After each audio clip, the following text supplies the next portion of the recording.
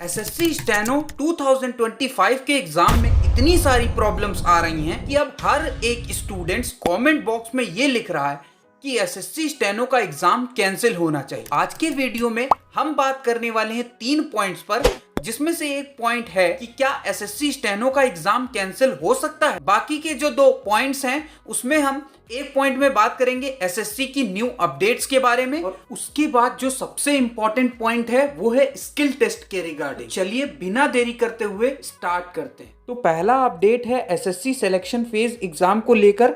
तो जो 59,500 स्टूडेंट का री एग्जाम होना था, उनके अब एग्जाम सिटी शो होने लगे होंगे और 26 से उनके एडमिट कार्ड भी शो होने लगेंगे। तो नेक्स्ट अपडेट एसएससी स्टेनो के स्टूडेंट के लिए है। तो एसएससी स्टेनो की जो आंसर की थी वो अब हटा दी गई है। तो अब बात करते हैं क्या एसएससी स्टेनो का एग्जाम कैंसिल हो सकता है। तो देखो, एसएससी स्टेनो का सीबीटी एग्जाम भी हो गया है और आंसर की भी आ गई है, और अभी तक ऐसा कभी भी नहीं हुआ है कि किसी एग्जाम की आंसर की आ जाए और उसके बाद एग्जाम कैंसिल। तो सिंपल शब्दों में एग्जाम कैंसिल होने की बहुत ही कम प्रोबेबिलिटी है। आपको अपनी पढ़ाई पर अब फोकस करना पड़ेगा।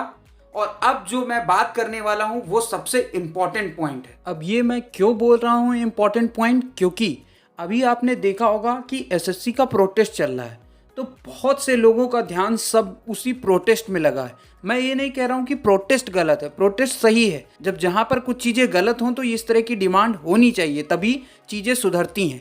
लेकिन कुछ ऐसे भी लोग होंगे जो इस समय अपना ध्यान प्रोटेस्ट से हटाकर अपनी स्किल टेस्ट की तैयारी में लग चुके हों। क्योंकि पिछली बार का भी जो स्किल टेस्ट आया था तो आपने देखा होगा कि जो साउंड सिस्टम है वो काफ़ी ख़राब है, और जब टीसीएस लेती थी तो साउंड सिस्टम भी दिक्कत आता था, टाइपिंग करने में दिक्कत आता था, और अब तो कंडीशन और ख़राब हो रही हैं। तो अगर इसी तरह रहा तो आपको स्किल टेस्ट में बहुत दिक्कत आने वाली है अगर आप अभी स्किल पर ध्यान नहीं दोगे।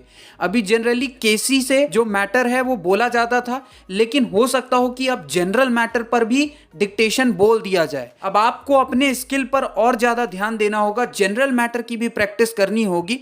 तो इस समय अब आप अपने स्किल में बिल्कुल अच्छे से लग जाइए और स्किल टेस्ट की तैयारी बिल्कुल लग जाइए। अगर आपके मार्क्स कम भी हैं फिर भी आप स्किल टेस्ट की प्रिपरेशन में लगे रहिए। हो सकता हो आपको स्किल टेस्ट देने को मिल जाए।